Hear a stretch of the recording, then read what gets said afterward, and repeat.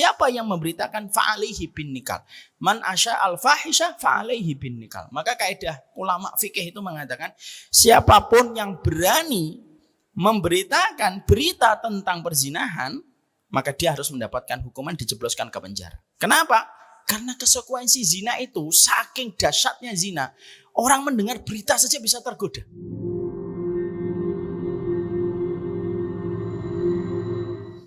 Makanya akhirnya perzinahan itu termasuk dosa yang penyebarannya itu lebih parah daripada penyebaran minuman khamr, Bu. Makanya maaf ya, kenapa dosa perzinahan itu tidak boleh diekspos dalam berita? Ibu tahu dalam hukum fikih? Dalam hukum fikih syariat Islam, Bapak, kalau ada orang melakukan perzinahan atau ketahuan, misalkan dia menjadi WTS online, misal, terus tersebar kabarnya, itu tidak boleh diberitakan. Kenapa? Karena perkara fahisyah, perkara yang keji, itu apabila tersebar di telinga manusia, orang yang baik pun bisa tergoda hanya gara-gara mendengar berita. Makanya kalau dalam syariat Islam, kalau ada kasus perzinahan tersingkap, itu tidak boleh diberitakan. Siapa yang memberitakan fa'alaihi bin nikal.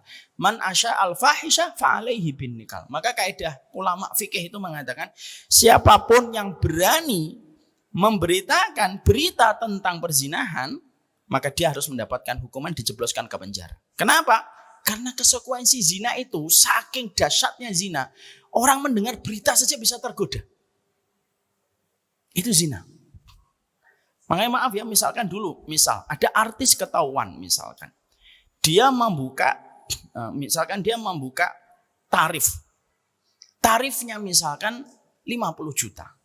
Lalu diberitakan telah tersingkap identitas siapa yang membuka open online dengan tarif 50 juta. Beritanya memenuhi kanal-kanal berita. Orang yang asalnya tidak kepingin berzina, itu bisa jadi ketika membaca itu ada godaan untuk melakukan itu. Saking begitu kejinya perbuatan yang dinamakan fahisyah. Orang yang misalkan punya tabungan misalkan 300 juta. Oh 50 juta. Punya saya 50 juta. Itu kejinya perzinahan.